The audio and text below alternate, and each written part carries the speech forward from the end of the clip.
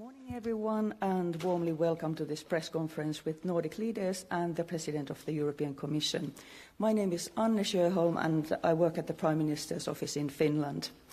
We will start with brief remarks and then we'll have time for a few questions, and because Sweden is hosting the meeting, we'll give the floor first to the Swedish Prime Minister. Please. Thank you so much, and most welcome to all of you, and welcome to Sweden for this Nordic Council or Ministers meeting. And allow me first of all to greet Ursula von der Leyen. Extra welcome to the Nordics. International cooperation is really very rewarding, but it is sometimes also slightly frustrating. And I guess nobody in Europe knows that better than you do. So we want to tell you that we do appreciate your temperament and your honest sense of urgency in the world we live right now. Europe needs it and you right now. So most welcome to Stockholm. Today's meeting has covered how to enhance our common security and competitiveness in times where European and Nordic cooperation is more important and closer than ever before. The Nordic region is one of the most competitive regions in the world. In fact, as a club, we are the world's 12th largest economy, and in that sense, big enough to be part of the G20. We are world leaders in industrial innovation, in green technology, mobility, digitalization, and, not least, forestry.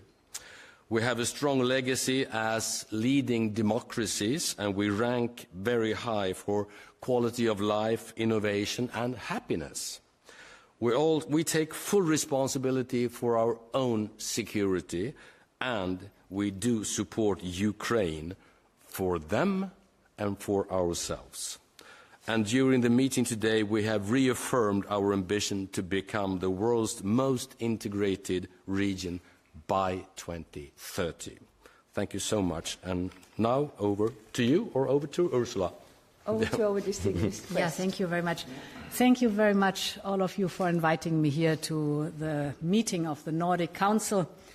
I think of the Nordic countries as the Polaris of the North, we would say the North Star of Europe, because very often you show the way. First on readiness and preparedness. I think we can all agree no one does it like you. In the North, readiness runs through society, from the shelters in Helsinki to the Cadet Academy in Copenhagen. I've seen it for myself.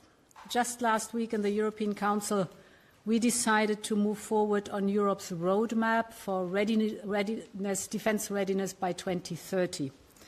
And after that, we discussed how to maintain our strong support to Ukraine.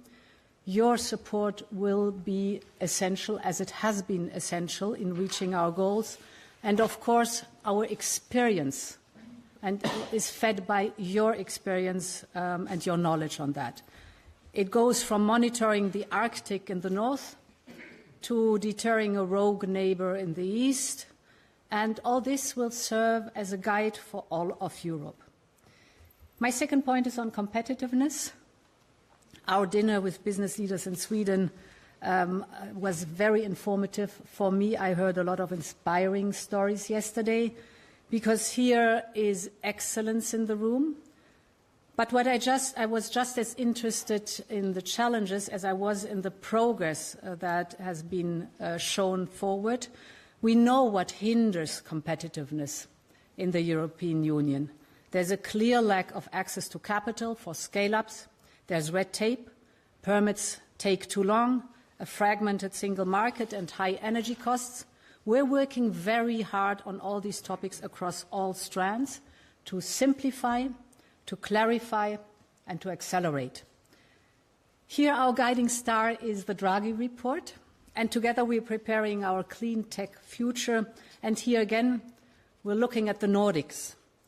Not long ago, your region depended heavily on fossil fuels. Today, 99% of Sweden's electricity is coming from renewables and nuclear. And that is a lesson to learn for all of Europe. You stayed focused, you stayed the course on the targets of climate neutrality, but you're flexible on the way how to get there. And then you succeed.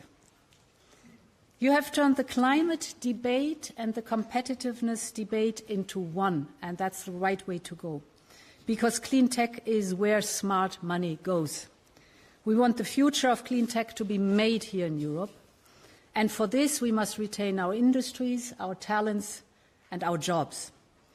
In a world of fierce, often unfair competition, we must support more clean products made in Europe, strengthen key sectors from cars to batteries, and secure access to the critical raw materials with our new Resource EU plan. That's the goal, and we will stay firmly focused on it. Thank you very much. Okay, thank you. Finland and Åland are co-hosting the presidency of the Nordic Council of Ministers this year. So next, we will hear from the Prime Minister of Finland and then from the head of government of Åland. So Prime Minister Orpo, please. Thank you so much. It is great to be here today. Thank you all for hosting us. This morning we had the second Nordic Prime Minister meeting during the presidency of Finland and Åland Islands.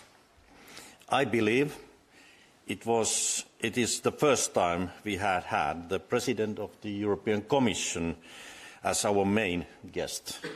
I want to thank you, Ursula, for being here today, and thank you also for your wise words. The war in Ukraine and Russia's reckless behaviour at the Baltic Sea region have made our region a hotspot. This has changed our work in the European Union and our work amongst the Nordics. The small countries of this region know that we need to work together to be stronger. And this is what we have also discussed today. Our second theme today was competitiveness. For me, it is also a key theme. We, the Nordics, can be considered as forerunners in competitiveness. We created free movement for our citizens decades before the Schengen Agreement. We are leaders in innovation and in areas like clean energy and technology, but we need to do more. Also here, working together is the key. I think this morning's meeting have had an air of determination and also hope. Anyone who follows the news can see that the Nordic countries must stand together, as well as Europe must stand together. It is expected that politicians, businesses and civil society will work together to build a stronger Nordic region and a stronger Europe. With our own clean energy, our own supply chain and our own defence, but also with sustainability, equality, competitiveness and education for all. Thank you. And then we will proceed in the order of time in office, and I'll give the floor to the Prime Minister of Denmark, please. Thank you, and first of all, thank you, Ulf, for hosting us today. Right now we face the greatest threat since World War II. Russia is trying to weaken our societies and to divide us. But they shall know that they will never succeed. So first of all, we have to continue our strong support to Ukraine. They are the first line of defense for the entire Europe Union and our continent. Secondly, we have to rearm ourselves. I'm very pleased that we now have an ambitious roadmap. We have to be able to defend ourselves by 2030 at the latest, and I think all of us in the Nordic region want to work even closer together on defence readiness.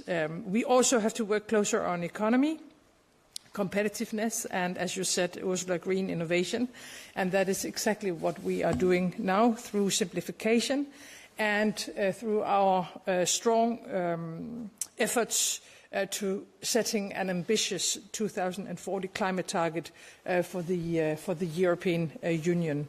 At the same time, I think as Nordics, we have to hold on to what is most important, to the most important values that we have in the Nordics, our trust in each other, in our societies, our welfare systems, that we take care of those who need a strong welfare society, the freedom to walk in our streets, to be who you are and to say what you want. For us, democracy is a question of human dignity. It was a former Swedish Prime Minister who said that 50 years ago, and I couldn't agree more.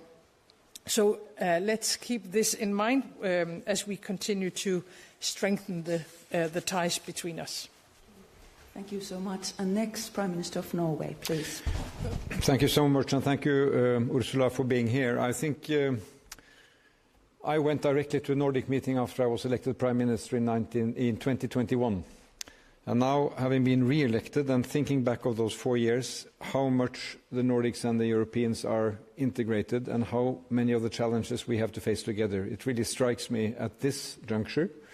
So on competitiveness for Norway, obviously, it is the EEA agreement, which makes us an integral part of the internal market. And by that, we are participating in a lot of the very critical issues we are now doing on defense integration, military integration from our industries, programs to develop the necessities to take care of our security.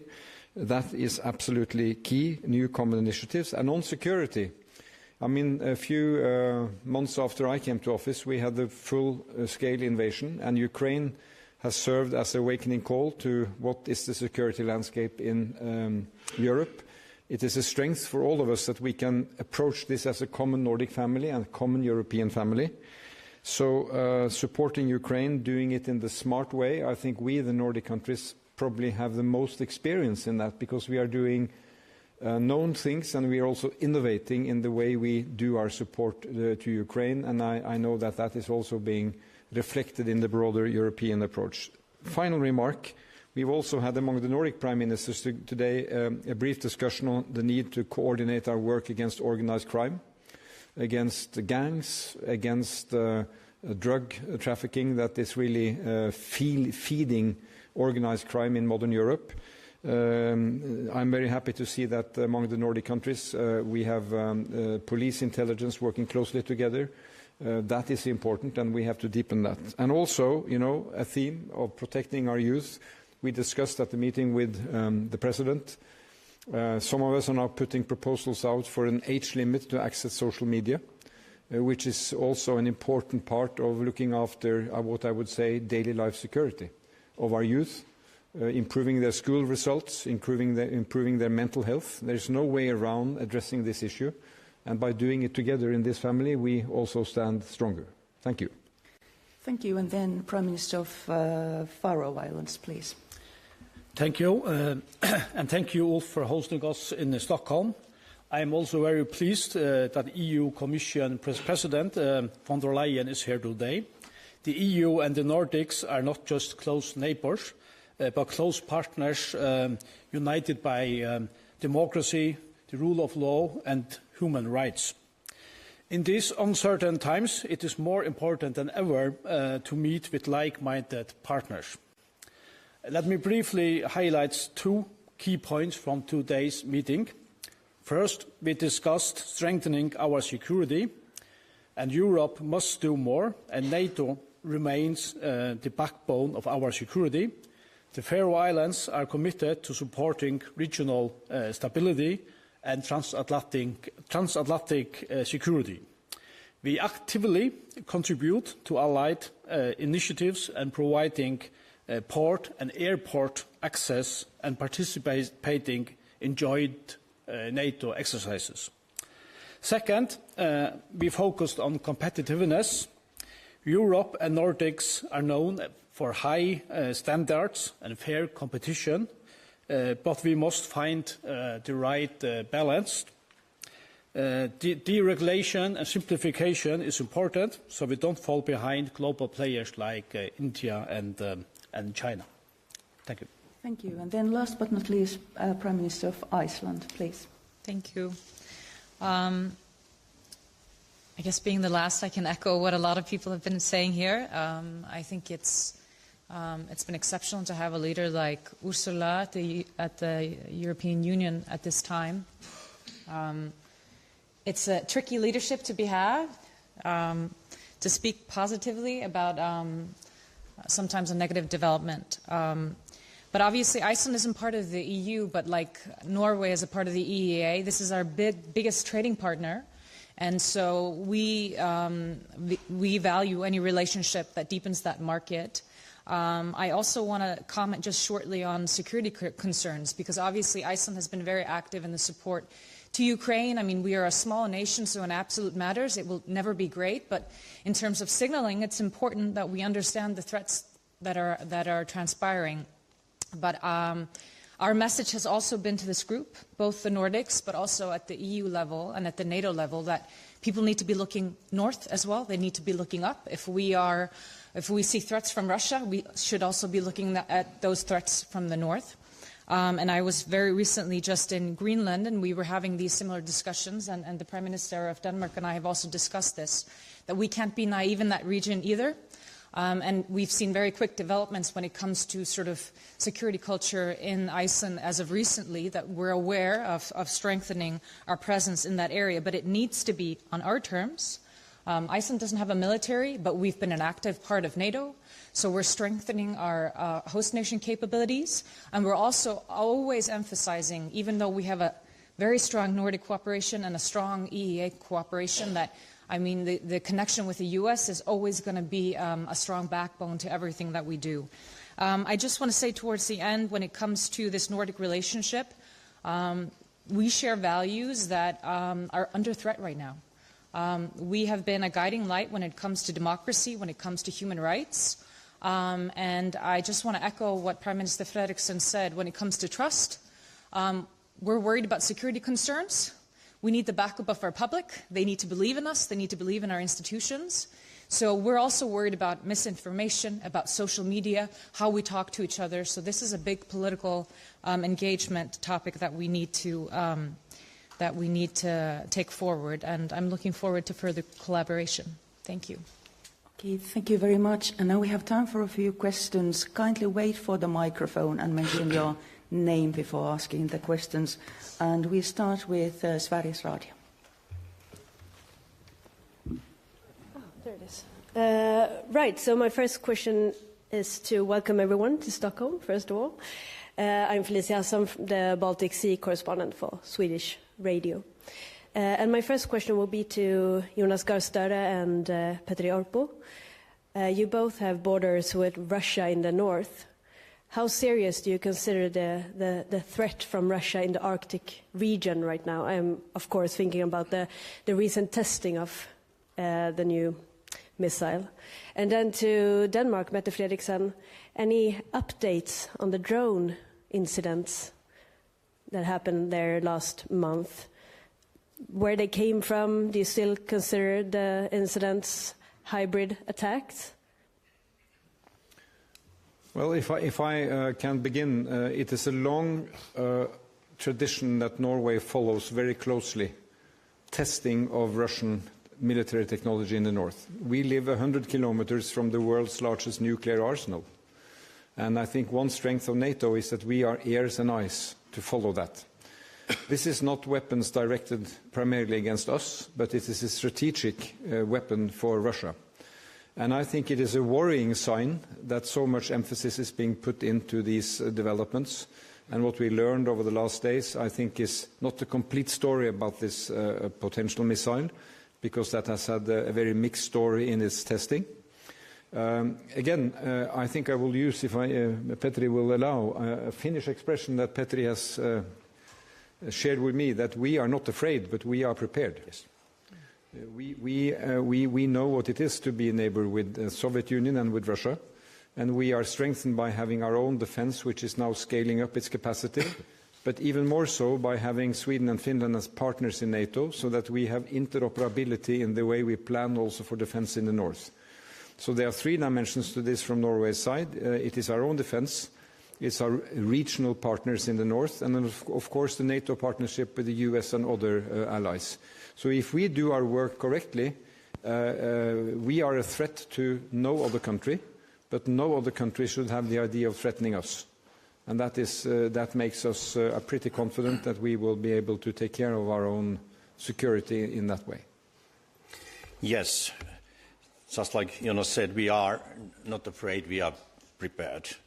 We have always been prepared in Finland. We have our long history with Russia, and that's why when Russia attacked against Ukraine, we decided to join NATO together with Sweden.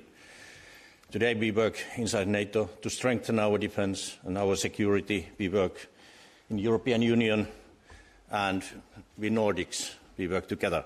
I have to say that I'm very happy that when we have brought our roadmap how to strengthen European defence, that Russia is threat number one. And it's crucial because it will be. When the war ends in Ukraine, it's clear that Russia will move their forces, military forces, to their western borders, behind our borders.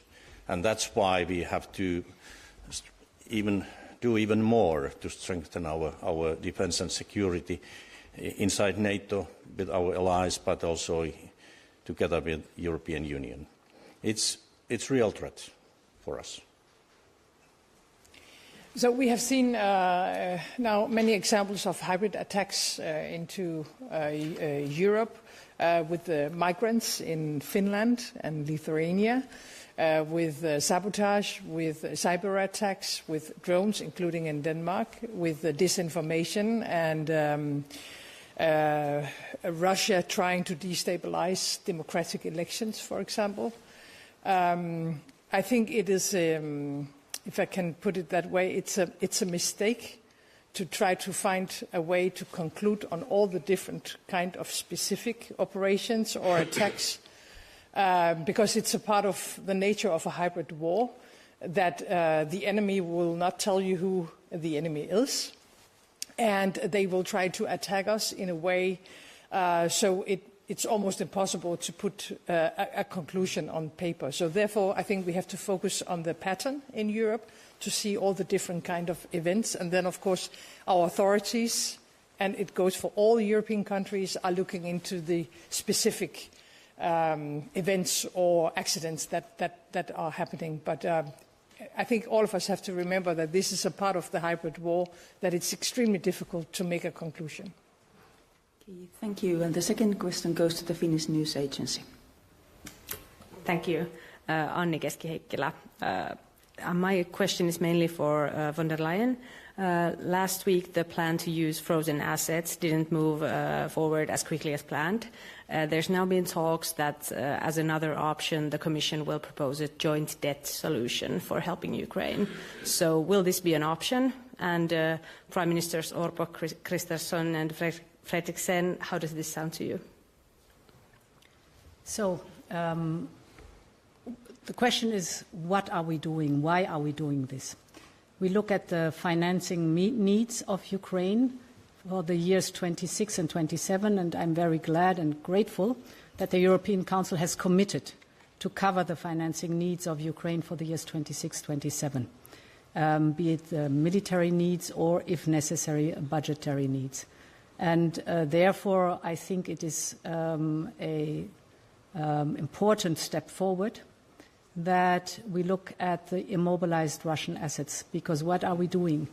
We're looking at the cash balances.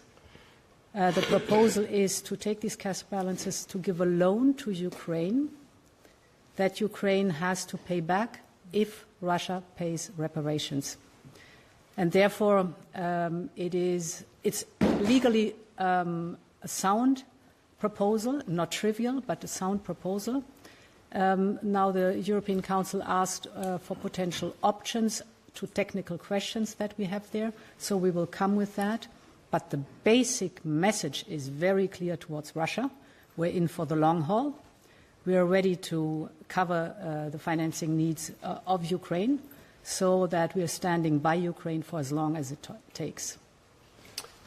Well, I very much agree, and obviously we didn't reach a conclusion last European Council, but we did take a major step, a necessary step, to be able to make that decision.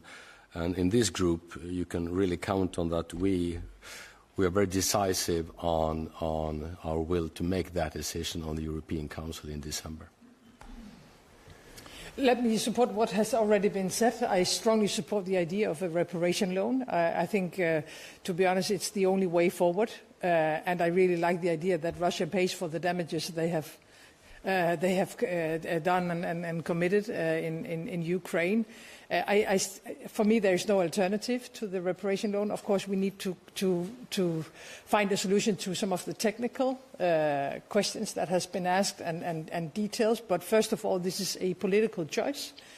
And when we look at Ukraine as a first line of defense, for me, this is not a question about giving money to Ukraine or to give donations to Ukraine. This is a way of defending Europe. And therefore, we need the next step. And we have talked about it this morning. I think what is necessary is to have a conclusion at our meeting in December. So we will be able to move forward from that on. Thank you. I strongly agree with the others, and because we have to continue to support Ukraine. We have to find a solution how we can finance their fight. And that's why, and I see that only reasonable solution is to use Russian frozen assets. And that's why Finland gives whole support, strong support to Commission and Ursula von der Leyen's work to find a solution with Belgium. And I'm optimistic. It is possible. And I hope that, we need to do solution in December Council meeting. Thank you. And then we move to Norway. NRK, please. Yes, good, still morning. First of all, I would actually like to address something you didn't, because I would like to congratulate the Faroe Islands with 2 Nordic Council prizes this year. The first one, I believe, in film ever, and the first in literature in, I think, 39 years, if I'm not mistaken. So congratulations on that. The question, however, is of a little bit more serious character. I would like to address it first to Madam President von der Leyen, and Norway and Iceland. Feel free to add on if there is anything. In the Readiness 2030 plan, there is a will to have a more stable and a more strengthened defence cooperation within the European Union. As you, of course, are aware of, 2 of these countries are not part of the European Union. And does that make, or do you see any challenges with that, or how long are you willing to let these countries participate in such a cooperation? And is that a problem or a challenge that they are not part of the European Union? Thank you very much. It is a vital asset to our security in the European Union to have Norway and Iceland by our side. Because if we think about European security, we have to think about continental scale. And therefore, I know by experience that Iceland and Norway have to bring a lot to the table. Of course, both Nordic countries, Norway and Iceland, are also members of NATO, and we are working very closely with NATO. Just an example, NATO set the investment goals of 5%. But of course, it needed the enabling factors in the European Union, like the National Escape Clause and the Safe Funding Programme, to make this then happen. And both countries have joined SAFE, the Joint Procurement Programme. We have a security and defence partnership signed with Norway. We are in good talks with Iceland. So with all these elements, you hear how important, how vital Norway and Iceland are for our security in the European Union. Well, I'd just like to second what the President has said. I think that President von der Leyen has been very attentive to Norway as a partner. So through the EEA agreement, we have a legal framework that gives the opportunity to also engage in new programs. So on these procurement programs, Norway can contribute, and we can compete for projects which are put out there. And I think this very much follows from our first issue of security, because this is how Europe can deliver on security, that we can much more work in an integrated way on our defence capabilities. And I see that has been very smooth in our relationship with the European Union. And of course, they are, broadly speaking, our NATO allies and partners. So this has been smooth, and it will continue to go that way, I think.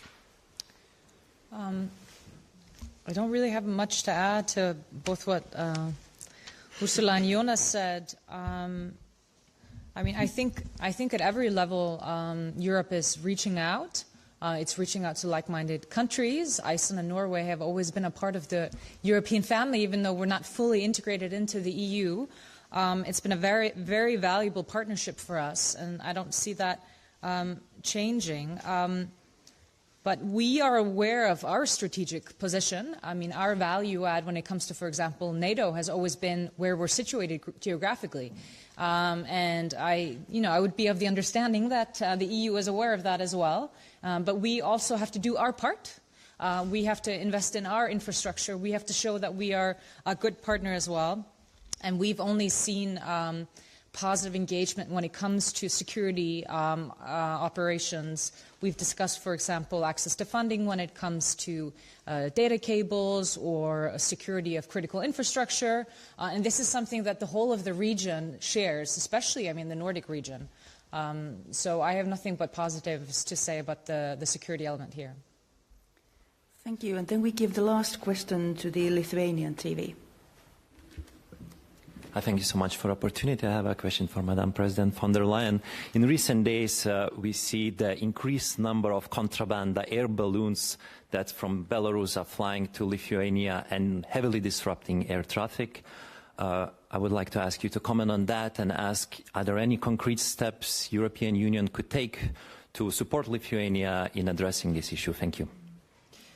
Yes, thank you very much. First of all, I would like to express my full solidarity with Lithuania in the face of these persistent incursions of the airspace. And this is a provocation. This is a hybrid threat, exactly like you just described, Mette, which we cannot tolerate. And this is one more very good argument for the readiness roadmap and the flagships in it, the Eastern Flank Watch and the drone initiative, the drone defense initiative we're taking together.